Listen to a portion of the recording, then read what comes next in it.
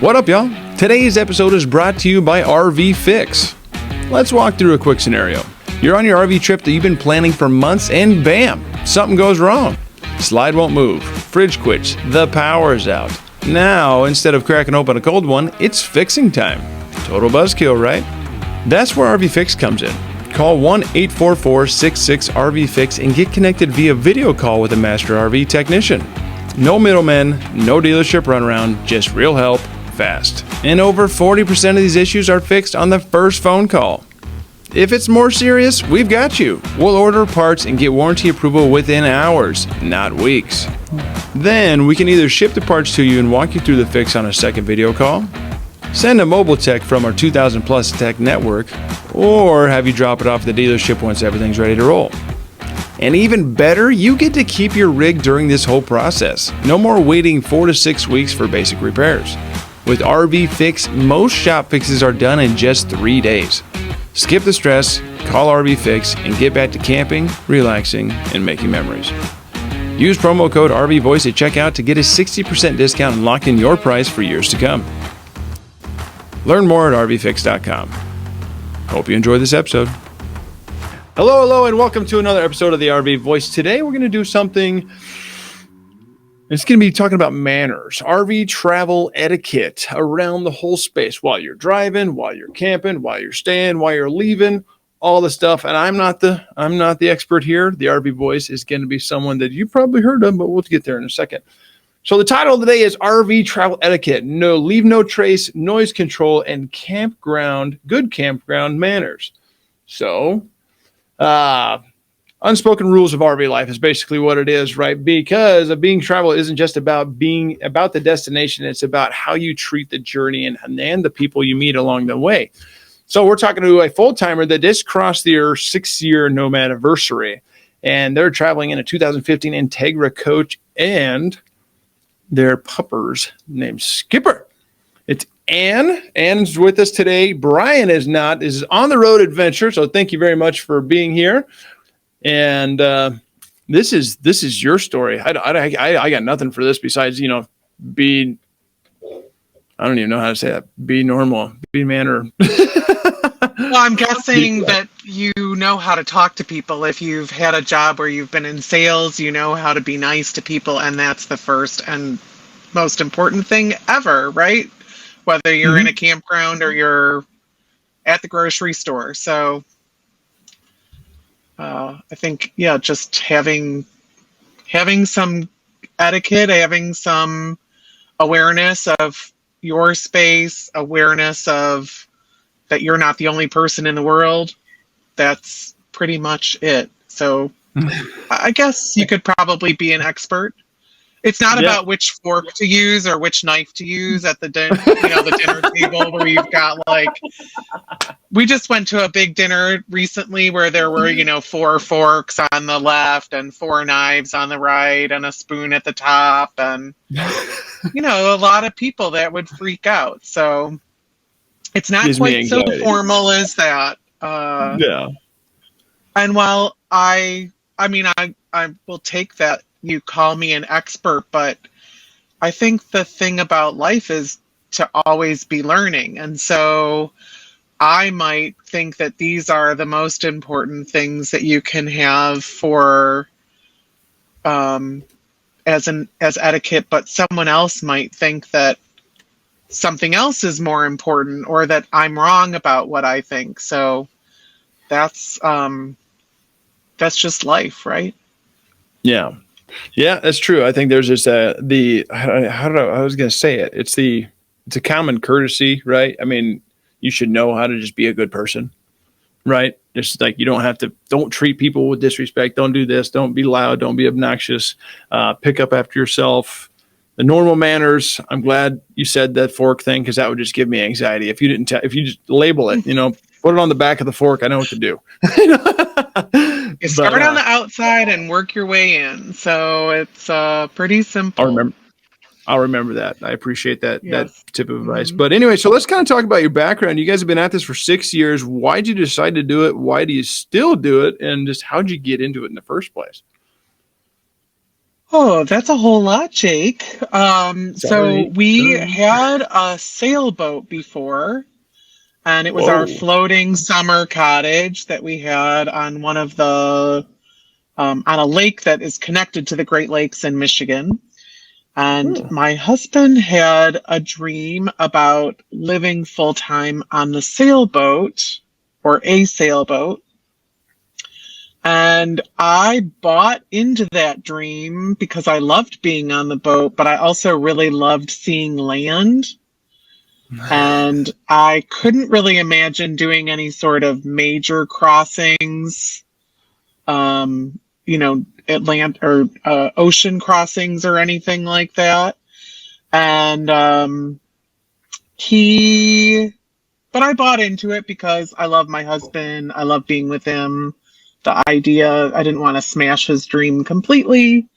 And so we would say, like, we have a 5-year plan to live this life.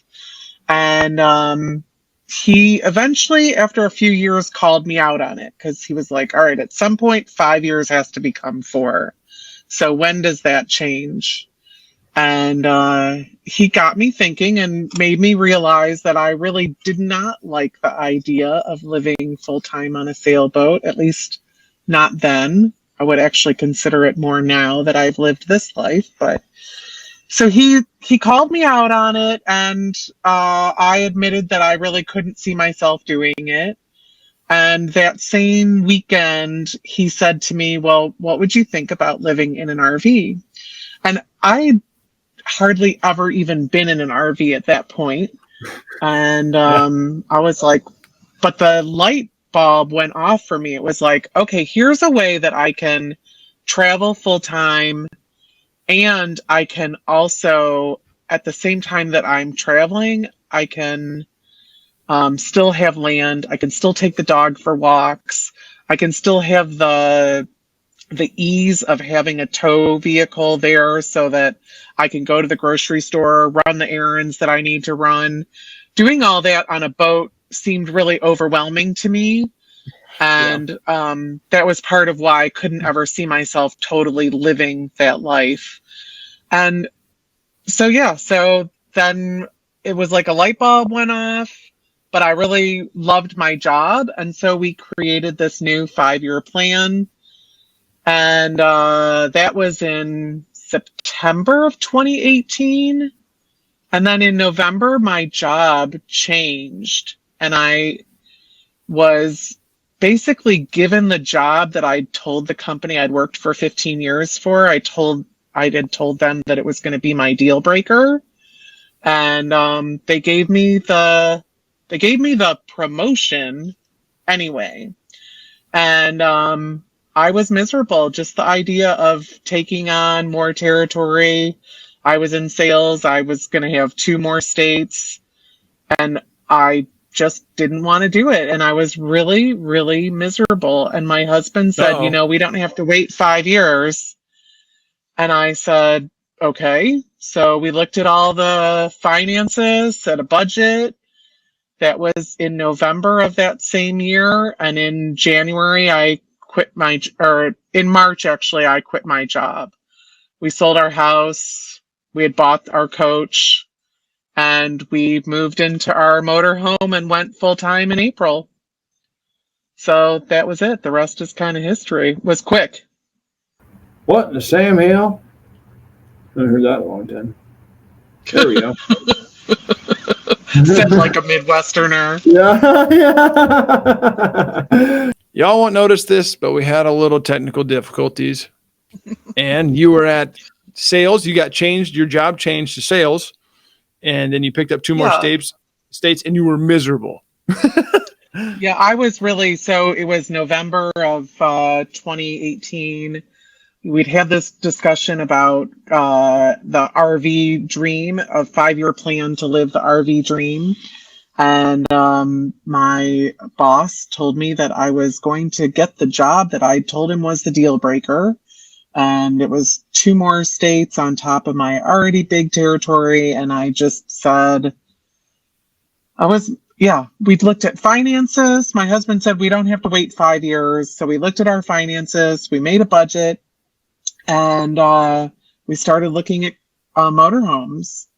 And we bought our coach. We brought it home in February, and in April of that year, of 2019, we launched into this full-time life. I left my job, and he's had a nomadic job, or a remote job. I shouldn't say nomadic job, but he's had a remote job for a very long time. He's actually changed jobs a couple times, but now we're living the dream that we created.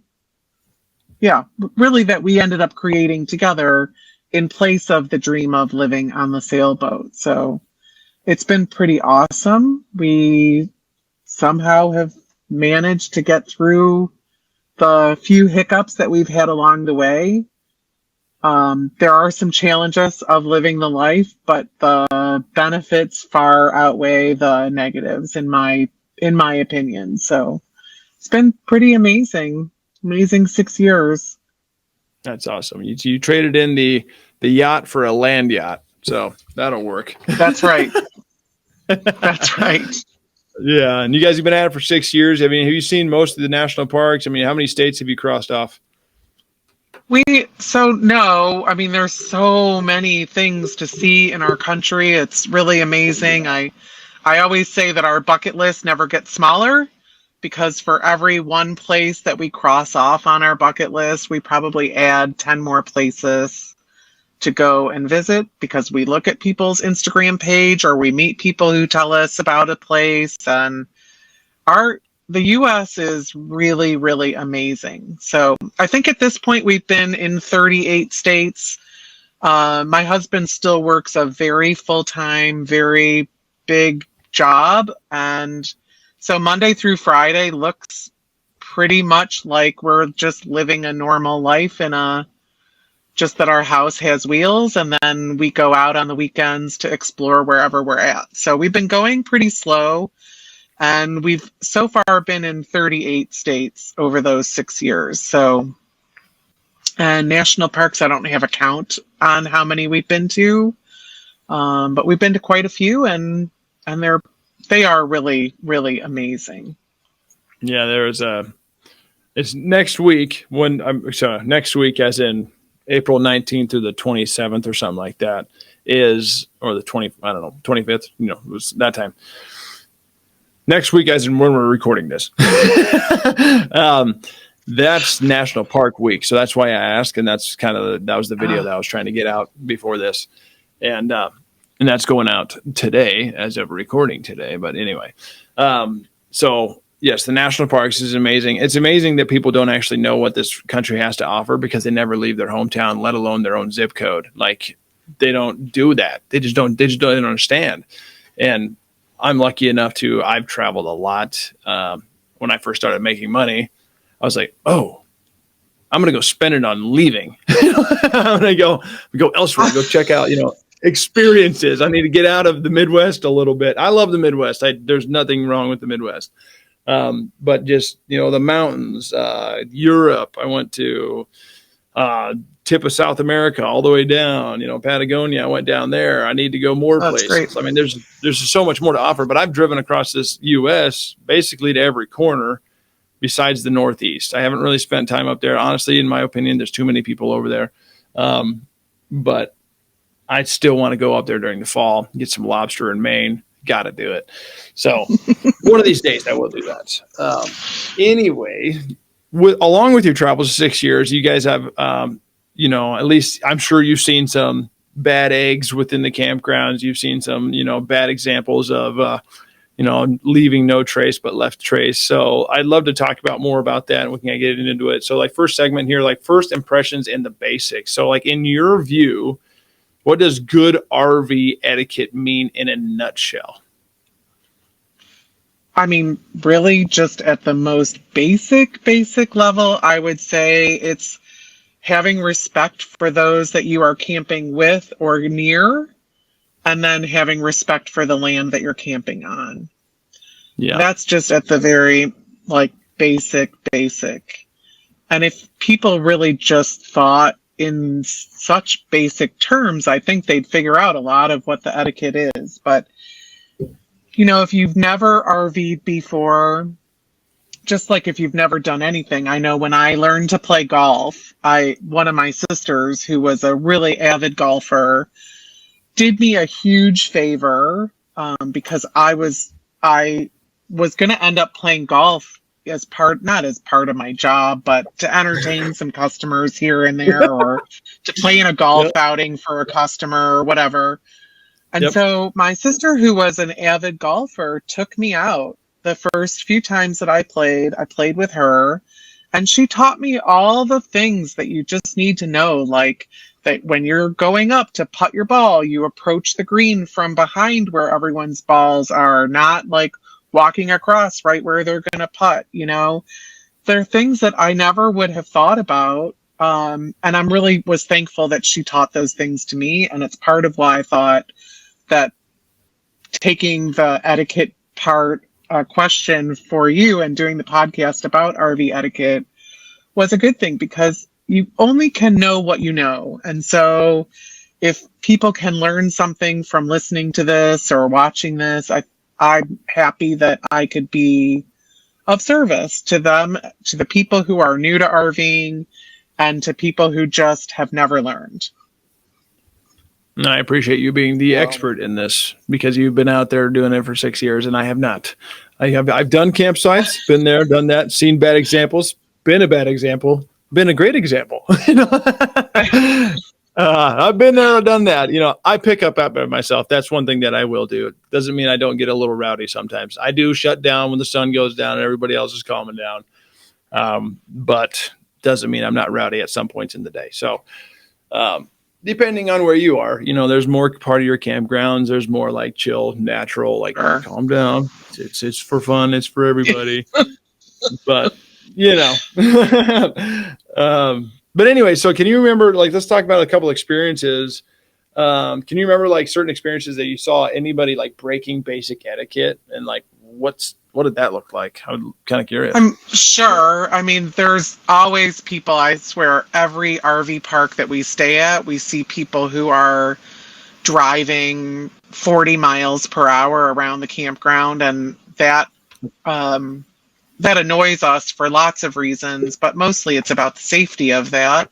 You never know when, and we keep our dog on a leash, but there are times that he gets out, or he's, it's the 2 seconds between unhooking his leash and his going in the house. You never know if he might end up, running out into the street, a child running out into the street, me not paying attention while I'm walking the garbage because I'm, being stupid and I'm on my phone, because that's, So that's the number one thing we see.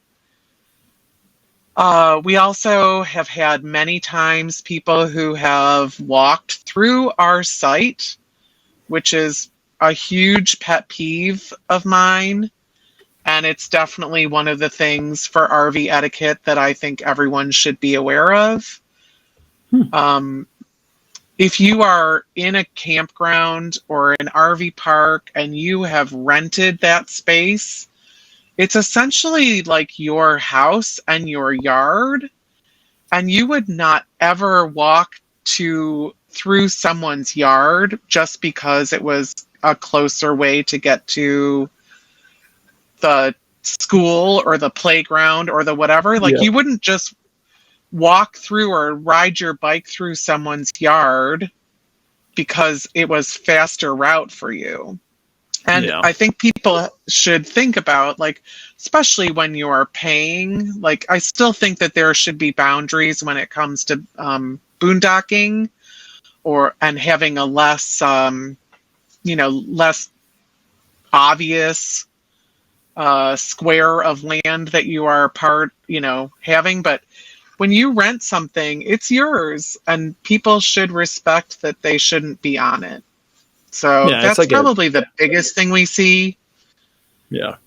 And then it's people who leave garbage. And those are the main things that we see, and hopefully that bring some awareness to some of that with this show. So Yeah. Well, I appreciate that. That's the garbage thing I do not stand for. I mean, I'll be walking down the street, just go like walk during work. Yesterday, I mean, literally yesterday, I was taking a walk with or 2 days ago. It's going by fast. This fast week. Went for a walk with my boss, and literally just a piece of plastic flying. I just picked it up because I like this. Earth matters. It does. I appreciate not littering. I understand things happen, things fly out of the pickup. But picking up after yourself, especially in like places like that, you got to keep it nice. Keep it nice for the next person. Keep it nice for the people that actually own the park or own the, whatever it may be. So yeah, I appreciate that. The walking through, that makes sense. You just have your own bubble, right? It's not really like some of it is marked out, like you said, and some RV parks are very like apparent. Just don't walk through this site. Just walk around. Right. But other ones are like, they're not super marked. It's like, well, am I in your space? I feel like I'm in your bubble, but like some of them are kind of wide open. Like a lot of them out here in Idaho, it's like, hey, there's your gravel part, gravel pit, but there's like walking paths right behind your tent. Like I got to walk through your tent to get to the river. Like or near your tent to get to the river. I'm not going out of my way to do that. It's just, that's where it's at. And people are like, oh, what are you doing? You get the looks, but sometimes it's like, it just is what it is. But yeah, when you're playing for a nice space, definitely, I could definitely see where that'd be, just don't be rude, I guess. Right. Like just use common sense at that point. Yeah. Don't be rude. I have, we had a couple times where what happens really is that when someone walks through our site, like we might not even notice, but our dog, who is cute and isn't going to harm anybody, but all of a sudden he goes into full on Cujo mode and he's like, where is he? I'm going to get him. And he's barking and he's really probably barking like, please come play with me. Please come play with me. But, he goes nuts, and then it's just really disruptive of either Brian working or me doing something, or it's just not good. And you never know when someone has a dog that maybe isn't as friendly and is outside if someone were to walk through. But I've gotten to the point now where I have actually stopped people and said, hey, like, do you know that you're walking through my site? Like, can you please go around? We've paid to be here, or, I try to deliver the message in a way that's educating the person, but also asking for what I want. Yeah, well, definitely. It's you pay good money to stay at some of these places. Some of them very expensive. So that makes sense. Some of them totally. Yeah. I mean, yeah. But you did mention people leaving trash behind. So we're going to move on to segment 2 here. Leave no trace principles. This is pretty much, this is the leave no traces goes with hikers, campers. I mean, it's kind of a full on outdoorsy thing. Like you should just not leave a trace. Smokey the Bear, or Smokey Bear. I got corrected. I was in Michigan actually. They had Smokey walking around, and I said Smokey the Bear, and then the guy next to him, like the park ranger guy, he's like, it's Smokey Bear. Really? My bad. Yeah, apparently it's not Smokey the Bear. It's Smokey Bear, I think. Well, Jake, I thought it was Smokey the Bear too. So maybe that guy was wrong and we're right. Yeah, I typed in Smokey Bear and it's Smokey Bear. Either way, I was like, calm down. It was an accident. I haven't seen him in 25 years. Well, interesting, because Smokey Bear is Smokey the Bear too, right? Because he's the bear. Anyway, and he's the one. He's the one Smokey, right? Well, he corrected me. It was pretty interesting. But anyway, so in your opinion, how does the leave no trace philosophy apply to RVers differently than tent campers or maybe backpackers? Backpackers, I get that because you're up in typically a national forest or something like that, right? So you have to you take it in, take it out, right? That's the whole thing. But what about like RVers and like tent campers? Because I'm sure you've been to some places with some tent campers. You're also, you're driving a nice Class A, so you're probably separated from that. But what's like, how does the philosophy apply to everybody to you in your opinion? I don't think it's different at all. So, I mean, you, everybody should, I think, everybody should live by that. You know, what you bring, you take. Or you put it in the dedicated place for that. We don't, no one's taking their bathroom refuse, right? Like hikers are digging a hole, right? And then covering it back up and managing that kind of sanitation that way. We use a sewer line, right?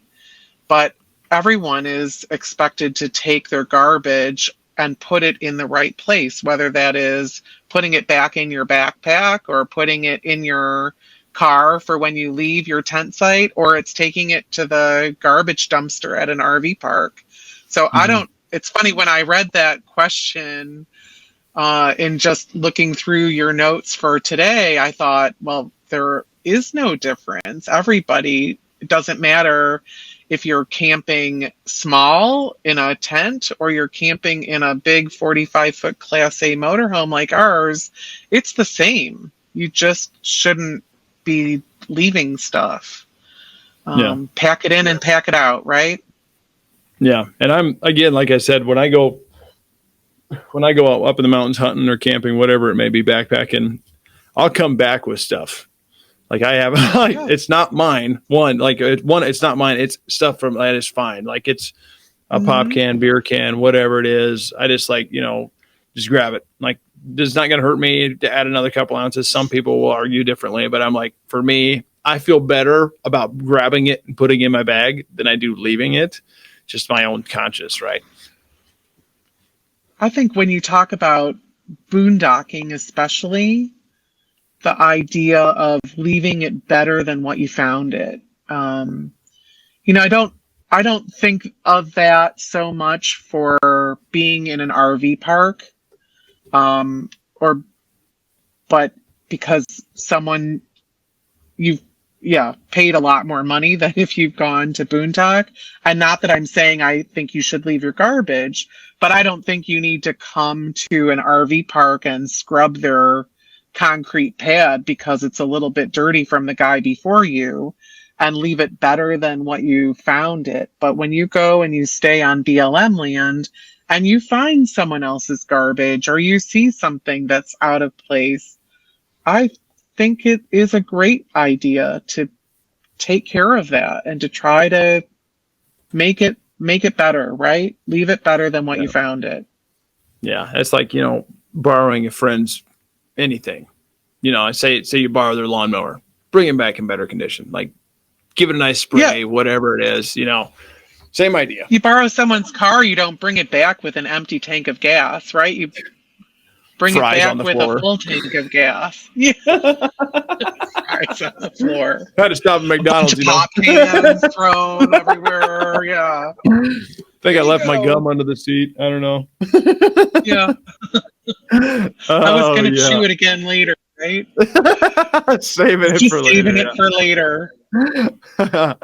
Oh, have you seen some real life examples of people actually intentionally making a negative and leaving it worse? Maybe intentional is the wrong word, but have you seen it happen? Where that was a little excess, you could have tried a little harder. I mean, there's just some gross stuff sometimes on BLM land that people just leave.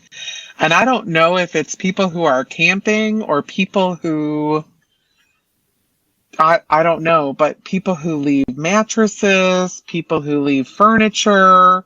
We've seen whole RVs that have been left and abandoned on BLM land. And it's really sad. It's sad that it was not worth their, I don't know. It's just really sad that people just dump stuff like that. We haven't seen a lot of people intentionally, definitely we've not seen people, but we've definitely encountered a lot of trash out there. And particularly times where we've gone out to go be on BLM land, that people are disrespectful. And, hopefully they don't ruin it for the rest of us who treat the land well, right? Because I don't think people who go to boondock don't want to lose that opportunity to be in some of those beautiful places and camp in those remote spots where it's just nice to get away from everything. Yeah, most definitely. So on top of that, you said you've seen some people actually do, above and beyond on the BLM land, which I've camped in several BLMs as well. It's someone else's land for one, and then it's and then the Bureau of Land Management take it and basically open it up to people. But what are 3 easy things for RVers or campers alike that could do to minimize their footprint? So how do you guys go about doing so, and then what do you think would be good advice for someone else to do so? Well, I think when it comes to just reducing your footprint or minimizing your footprint in the general sense of thing, and specifically I would say with BLM, you're camping in designated areas only. A lot of BLM places have like fire pits that have already been set up by somebody. So instead of going somewhere and creating your own fire pit, just use one that's already there. Don't go off the main road. Use the roads that have already been established so that you're not. Yeah, it's great that you have a rig our rig is not set up this way, but if you have an overlanding vehicle or something, you don't have to go overlanding to find that camp spot. You can use one of the ones that is already designated as a camping site and then go walk to that other place that you wanted to go check out and see maybe if there's a way to get in there by way of a road. So that's one way. I'm always trying as best as I can to use reusable containers because we all know that plastic is an issue. Sadly, I think that RVing is not the most eco-conscious way of life. There are very few places that make it easy to recycle when you're living in it's very difficult to find places to recycle, and it's even more difficult because RV manufacturers build RVs with little space for garbage, much less a separate space for recycling. And I don't know if that exists more in newer model of RVs, but just not having dedicated places to have recycling makes it difficult. So using containers that you can reuse for your leftovers and things like that, I think is really good. And then just kind of watching water usage in general. I think we use a lot less water, even when we're at full hookup sites, than what we would have used in our house. It's really rare for us to, when I wash the dishes, just in general, I'm not sitting there running the water the whole time that I wash the dishes. I get myself a small amount of soapy water and I wash my dishes, and then I rinse them off, and that's it. It's just a little bit more awareness on the freshwater side of things. So I'd say those are my 3 things that everybody can do, and particularly for camping on BLM land. Yeah, it's kind of interesting. You said leave no trace, you don't have to overland over there. That's a totally different type of leave no trace, right? Making a new road. You shouldn't do that if it's not already there. That one I didn't think about, because I do drive a jacked up Jeep. It's not that I've done that, but I'm not I can't say that I've gone way off the road. I can't say that I have. So yeah, it's interesting. I just never thought about that. Just something to think about, right? We don't always think about the impact of something like that, but it does potentially have impact because you're potentially interrupting not just the plant life, but the animal life that live off the plant life, and trying to just keep it nice and keep the areas that are still wild, right?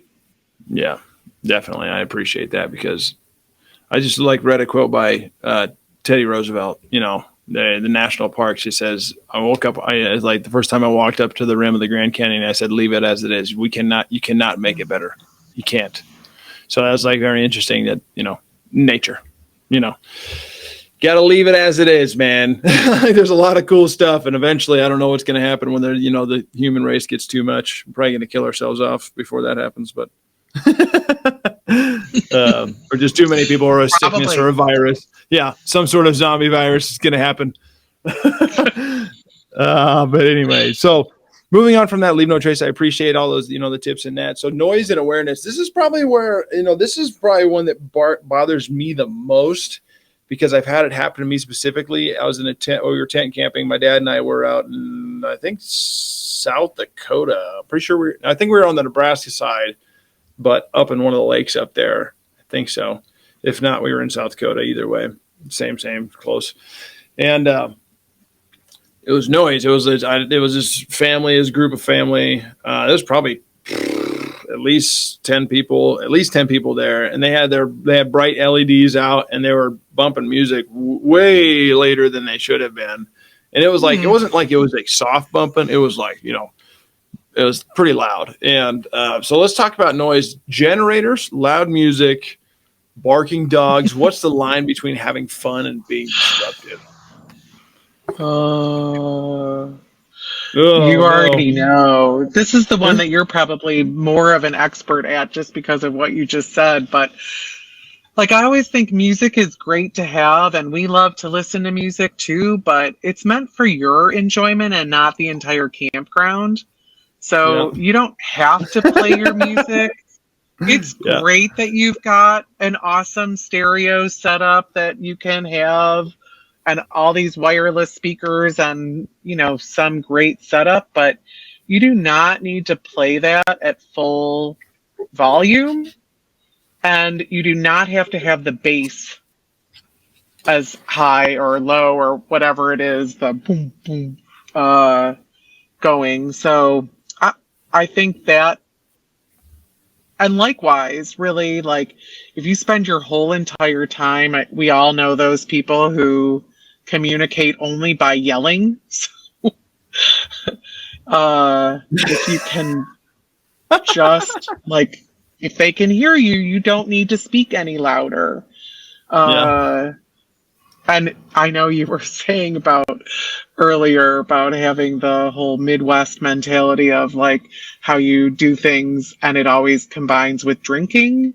Oh, yeah. And that just means that the volume goes up and up and up and up. And so having some awareness about how loud you're talking, how loud your music is. I would say generators, that's a tough thing because sometimes you just need to run your generator, but running your generator when people are already awake is definitely a better thing than trying to run your generator starting at 5 o'clock in the morning. So, try to run your generator in the middle of the day or run your generator when people are down at the lake and before people come back for dinner so that you've got power enough to get through your night. And if you can get solar, then it's even better because you can just really have the sun hopefully powering your camping. And it's just a lot better. And dogs, dogs are dogs. Our dog barks sometimes. We always correct him whenever he barks. I think, I wish that he didn't bark, but he does. Yeah. And when he is bad and we're outside, we send him inside because he doesn't need to do that and he doesn't need to be disruptive like that. We've definitely have had some neighbors over the years who leave their dogs in their RV while they're gone, and they don't know that their dog barks the whole time that they're gone. I've told people hey, I just want you to know because I would want someone to tell me if my dog was barking the whole time that I was gone, I would want to know that. And so I'm telling you that you were gone. I know today you were gone from 10 in the morning until 4 this afternoon. And I know that because your dog barked the entire time. And that's, their RVs are great. And that barking dog you can hear still from your neighbors when you're inside with the air conditioning going, because no one's RV is that well insulated if that dog is just barking and barking and barking and barking. And it stinks, but there are options even for full timers. Well, for full timers, you're probably going to want to do something more serious, but absolutely, like having Rover for dog sitting is really a good idea. We've used Rover when we've traveled. We've used Rover when we just needed help with our dog on the road. So it's a great website and great service for finding dog sitting. So you can actually go and then enjoy your camping without the dog. And bark collars. I mean, it's not as mean as what it sounds like. It's not shocking your dog. It's just tapping them to remind them that they're doing something that they're not supposed to be doing. Exactly. Yeah. So anyway, I think noise is noise. We all make noise. And hopefully if you can try to keep your noise to where it's okay for you and it's okay for, then it's not so bad for your neighbors either. Yeah. Question on that. Hopefully. Do you think you kind of mentioned how you told the person about their noisy dog? Is there an easy way to handle that? I mean, I think most people will be, for the most part, receptive of it. Do you think there's a certain way to do it respectfully? Because it's hard to not come off confrontational with it. You know? I mean, I think the way that I have said it has been like, hey, I certainly didn't want to call the office and report you. And I wanted to tell you this because I truly would want to have someone tell me. And I'm really serious, Jake. If Skipper was home barking all day when we were out, something's wrong. Something's not, he needs help. He's not happy. He's not, there's something not right with the dog. So I've really told people, like, I'm telling you this because I love my dog. And if he was barking the whole time that we were gone, I would want to know. And I'm just going to tell you this because I listen to your dog and we're fine. I'm not going to call the office. I'm not, not reporting you. I just want you to be aware. And that's all I've said. I mean, I think a lot of times, we think of things as being confrontational when they're just helping people to be aware. Confrontation doesn't have to be negative, right? You can say things and you can give someone a message without it being, in their face and I'm just like that. I'm gonna take you down, and it doesn't have to be like that. It can just be letting someone know and making someone aware of something. It's not. I've only had to tell a couple people, and I think I've done it just like that. And I think both times they've thanked me for telling them, and it's been fine. I think one other time they left again, a neighbor that we had, they left again, and when they got back, and the next time she saw me outside, she said, we tried again. Was the barking better? And I think I told her that I still heard the dog barking, and then she took the dog with her.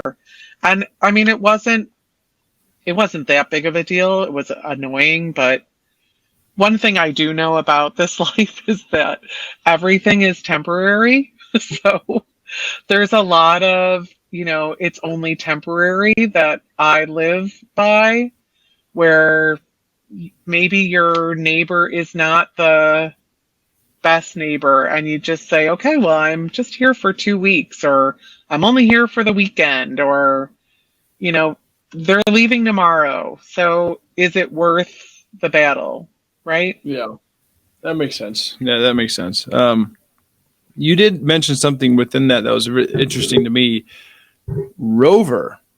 Rover for Oh, RVers. yeah. I never thought Yeah. of that. Like I've never not nor have I heard of it. So like how do they come and Yeah. stay in your RV or they take the dog with them They or how does that work? can. Yeah, they can. So Rover is it's an app, and it's a website that's for pet owners. It could be any kind of pet, not just dogs or cats, I think. Yeah. Um, and we have used Rover a few times for when we have gone somewhere and we needed to leave Skipper behind. We've hired a Rover, and usually in that case, we are taking him to their house and he stays with them.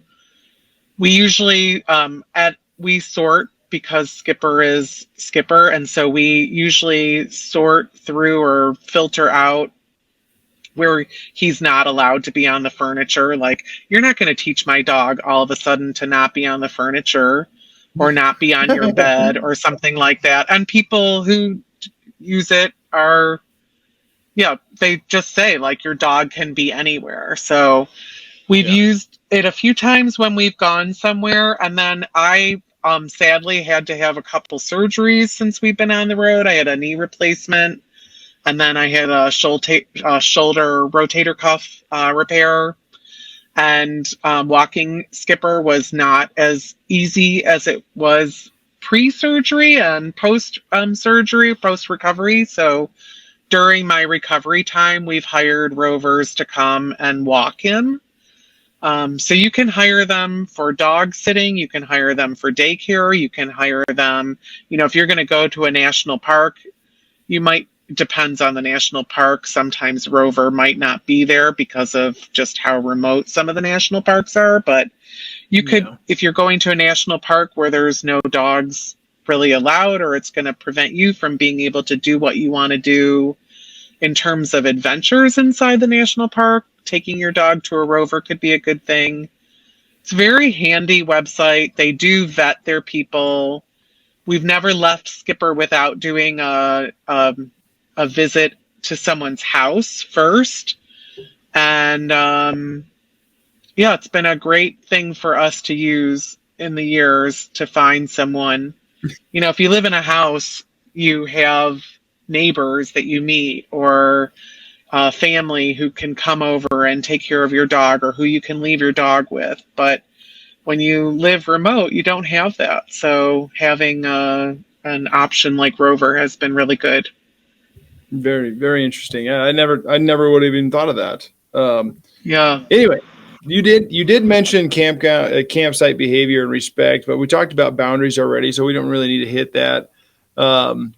Must do's about leaving your site. What are some must do's before leaving your site? Yeah, let's talk about that. So like fire pits, picnic tables, trash. Overall, like what are some must do's before the leave no trace kind of plays into this? But what do you think some other must do's are before leaving your site? Obviously a fire, like leaving a fire, like douse that thing. That's part of the whole idea of like keeping. Yes. Yeah. Yes. There really should never be anything left in your fire pit except for some unburnt wood. It is amazing how many times we walk by fire pits that people have left all kinds of trash. That bothers me.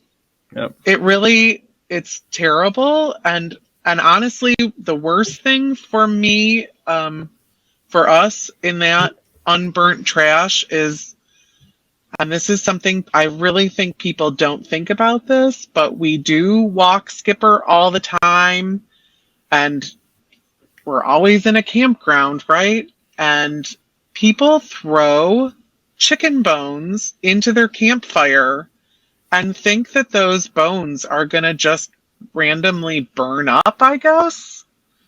But dogs like to go sniff in the fire pit, and then they come up with chicken bones that are really not very good for a dog to have and could actually do some serious damage to them. Yeah. So I would say, you know, I'm all for throwing in your paper plate while you're having a campfire, or throwing in, you know, your paper towel or whatever, your napkin, because you're having a campfire. But don't throw things in your fire pit that don't burn anyway, and don't leave things for the next person or the dog to find in your fire pit. So the only thing that should be left is unburnt wood that has been put out. So definitely, yeah. Taking your trash, I mean, we talked about that with the BLM land. And the other thing that I would just mention about campground, like outdoor etiquette, or things that we have seen, is to not use your picnic table to as a holding place for your sewer hose. I can't even tell you how many times I've looked out my window and seen the guy next to us using our picnic table at our, you know, on the site where we are, because the picnic table is on the patio side, right? And so then they're using the picnic table closest to where their sewer connection is to help make it a little bit easier for them, I guess, so they don't have to pen down to pick up their sewer hose from the ground. But just putting a sewer hose on a picnic table, no matter whose picnic table is gross. Yeah. And I think people don't think about it. We would never dream of eating off of a picnic table that didn't have a tablecloth on it because of that. Yep.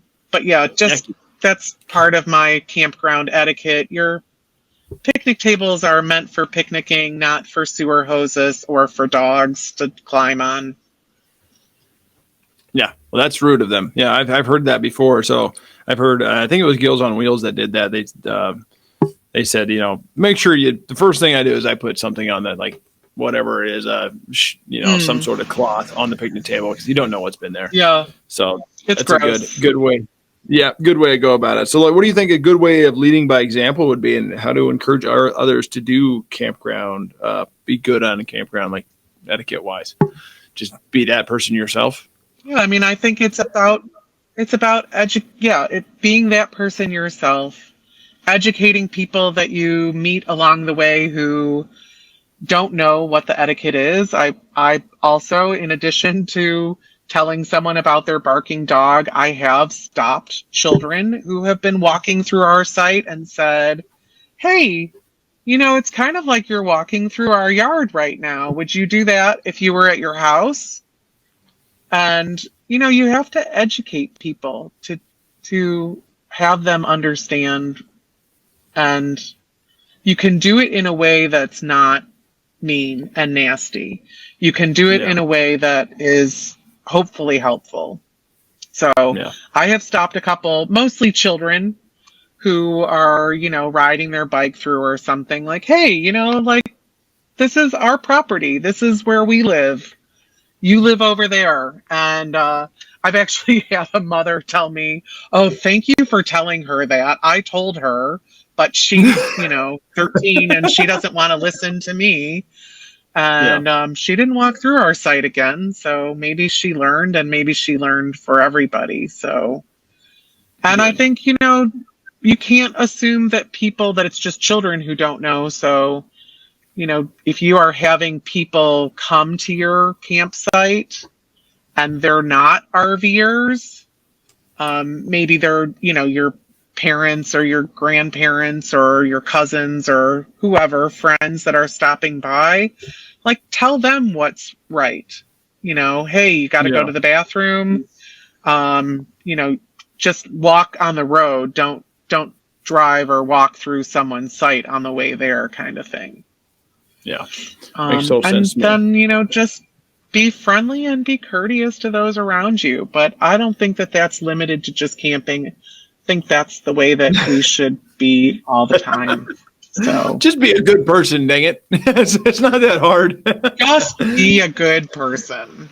Yeah, goes a long ways. Just in general, right? I mean, you never know when you're going to meet It that sure person again, or does. what they're going through. You could say something that should change people's lives, and that's happened before. And I feel like I've been there. I feel like I may have done that a couple of times. Said something that changed the course of that person's life, in a good way, right? Not in a bad way. I mean, at some point in time, I might have been a bully.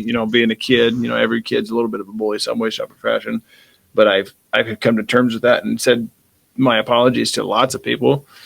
But yeah, just being a good person in general. You could, like you said, talking to people in the grocery line or whatever. Just be courteous, be kind. It's easier. Yeah, just saying hi, right? Like just greeting the person, just being courteous. Perfect. Well, I appreciate this so far, and we got one more thing. So, talk about etiquette. Well, we talked about the campgrounds, BLM land, kind of being at the RV site itself. What about driving? So, like etiquette on the road. Is there any, like on travel days, any tips for driving, dumping stations, overnight camping at like a Cracker Barrel or Walmart, or just like boondocking in general? Well, I mean, I would say if you're going to a dump station and there's people behind you, just try to do your thing as quickly as possible. Maybe this isn't the right time for you to backflush your black tank 4,000 times. Yeah, I'm sure it does need to be cleaned out, but it might not be the right place to do that on a Sunday at 11 o'clock when campground checkout is at 11. So, I would say that is one thing. I would say that driving, driving an RV is the same as driving a car. You should really only be in the left lane if you're passing somebody. So I know that I do drive our motorhome, as we talked about, but when you are... It's not as easy to switch lanes, right? Because you're big, you're not really sure. It's a little bit scarier to move over and to get over, but you do not need to drive in the left lane. Just get over. And chances are, if you're driving super fast and passing a lot of people and needing to get over a lot, you're probably driving faster than what your tires are rated for. So you might want to double check that. It's always mind-blowing to me. I think our tires are rated for like 65 or 70. I think they're rated for 70 miles per hour. So we're really not meant to drive more than 70 miles per hour, even if the speed limit is 80. So just, knowing that, I think is, I think that's important. I think knowing your limits too. Like if, say you're not comfortable driving something like this, don't go rent one. That's like just talking on the rental side of things. Like don't go pulling something that you're not feeling comfortable pulling. Take your time, do some practice runs. Say, hey, we got a big road trip this summer. You should probably go camping a couple of times within an hour or two to get the comfortability of driving that thing or even pulling that thing, whatever it is, because it's a totally different animal. Like I've towed loads of times growing up on the farm. Like I've towed everything. And then I hopped in, I literally hooked up a little, basically 2,500 pound trailer to my Gladiator, my Jeep Gladiator. I went 3 blocks. I'm like, I am not comfortable. Like, I knew about it because I have a more of a off-road suspension, not so much a towing suspension. So like, it's kind of bouncy and going like this. I'm like, I'm not comfortable. So I had to change some things around a little bit and still didn't feel very comfortable. I didn't have a weight distribution hitch because it's light and this thing's rated to tow a lot, but I just like the payload. It didn't work very well. Know your payload capacity, know your towing capacity, know all those things as well, because that plays into it because of safety. Be safe, be smart on the road. That's what etiquette is, in my opinion. The dumping stations, that's something that I didn't really think about. Don't be shoving the whirly dinghy up the black tank. Just clean that out. When there's people behind you and all that. Question. Have you guys on your travels, have you camped at Walmarts and like Cracker Barrels and Bass Pro Shops, Cabela's? Not at Cracker Barrel because our rig is quite large and Cracker Barrel parking lots are often fairly small. Yeah. But we have stayed in a few Walmart parking lots, and it's not our favorite place to camp, but when you're in a pinch, it's really, we're very thankful that Walmart allows you, or some Walmarts allow you to do that. I think Walmart allows you to do that, but some cities don't allow you to be in that parking lot at Walmart. So, in terms of etiquette for that, it's really good to double check with the manager before you just assume that it's okay, because there are some places where, like the Walmart might be okay with it, but the city has a policy that they don't allow RVs to park and to stay there overnight. So just checking on that. Also, you don't want to take up their best parking spots. So you want to park as far away from the entrance for their customers as possible. And I would say that this is kind of funny, but we've been out and we've seen a few people parked in Walmart parking lot, and they have their awnings out. They have their lawn chairs out. I don't know if they think like I don't really think that you need to advertise that you're staying there. I think, it's some people even question whether or not you should put your slides out when you're in a Walmart parking lot. I would say that it's okay to put your slides out, but you probably don't need to put your awning out and set up a patio and barbecue in the parking lot. Just try to be as low key about it maybe as possible. And the other thing that I think is important is that, the jacks that are on an RV can do damage to people's blacktops and to people's concrete. So you still, even though you might only be there for one day or for one night or a few hours or whatever, if you're going to put your jacks down, make sure you're putting pads down, because you don't want to damage someone's blacktop and ruin it, for other RVers down the road because people didn't take precautions to take care of the property where they were staying. Perfect. Yeah, I think that makes sense. Yeah. Do you use snap pads? Like the rubber snap pads? We do. Absolutely. Nice. Yep. And We've had them since we started. They're great. Yeah. There's other ones that are like puff pads, Yep. Yeah. So. Yeah. Well, and very much thank you.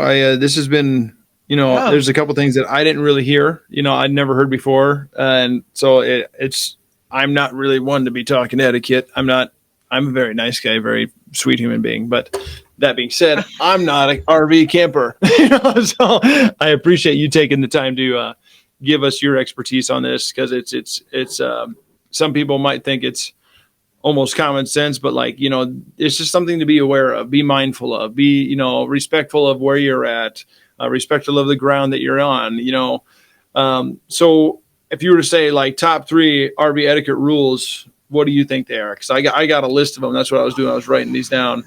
But what do you think they would be? Well, you already mentioned it because it's one of your pet peeves, but I would say be mindful of noise from all things, whether it's music, generators, people, whatever is making the big noise. Respect people's place and space, and don't walk through it or crash their gathering at their fire pit unless you're invited. We see people out having fires all the time. We always take the dog out for an evening walk. So it's okay to say hi, but you don't need to stop and chit chat with their party of 10 people that are sitting around their campfire. Yeah. And then a pet peeve of mine is turn your lights off. Big one. Big one. Yes. It doesn't matter if you're in an RV park, or you're out, it's especially annoying if you're out boondocking. But, we turn a porch light on if we're going to go out to walk the dog because we just want to have the porch light for when we get in. And then as soon as we close the door, we turn the porch light off. No one else is coming to our place. We don't need the porch light on. If we need to turn the light on, we can turn it back on. But it's really the lights around, and RV manufacturers, I think, are crazy because they put lights on their rigs that they want people to light up, I think, because it's advertising for them. Yeah. But at the same time, it's disturbing for being able to look at the stars and being able just to sit out and to have some darkness in our life. And that's kind of my pet peeve, is the turning your lights off. So I'd say noise, Definitely. space. So what and I have lights. written down here: be a good person, big one. Yeah. Let's just finish it right here. Oh, there you are. I have no idea what didn't have sound happened for a or second. when that one stopped. I think it was 56. I just started going. Can you hear me? So it was right for me. It stopped right when you were about to say. So for me, it's about being courteous. Okay. I think I heard you say being courteous, and then it stopped. Perfect. I got it. I can restart that. I'm just going to do it here. All right. It's my mic's going to sound a little different, but just because of cutting and everything, guys, this is a wonderful show. We got problems left and right, but we're making it happen. So for me, RV etiquette. Give you guys a little more shot of my room here. Be good. Be a good person. Be aware of your surroundings, everyone around you. If you can see that they're annoyed, fix yourself. Clean up after yourself. You got to think about, just not leaving a trace. Respect the land you're on. Respect whoever's land you're on. Respect whoever's place you're on. Respect someone else's. Don't walk through people's spaces. Like, that's just a good thing to not do because they paid to stay there. Maybe they don't want you in their business. So be aware of bubbles as well. Be smart driver too. If you're not comfortable driving something like that, don't drive it, or take practice runs at that. And then just be respectful in general. If you think something would be a problem or would annoy you or is annoying you, it might not annoy you, but it's going to annoy somebody else. Just think about that a little bit.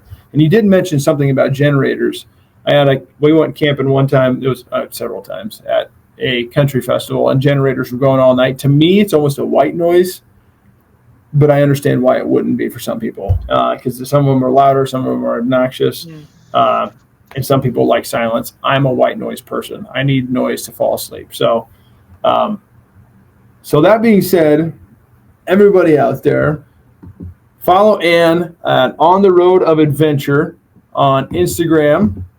I'll drop these links in the description as well, Ann, so thank you. And then also all the links on here, too. She's got some stuff on there, some discount codes and all that. And then there's other. Do you guys have a Facebook, YouTube, Instagram, Facebook, YouTube, TikTok? Facebook, and we're kind of on YouTube. Instagram is our main platform along with Facebook. So that's basically it. Perfect. Well, give them a follow. All right. And anything else that you would like to share before we close out? No, just that the camping season is upon us. So safe travels for everybody, and we'll hope to see you down the road. Awesome, man. Thank you very much. And everybody out there, please stay tuned for more from the RV Boys. Be well.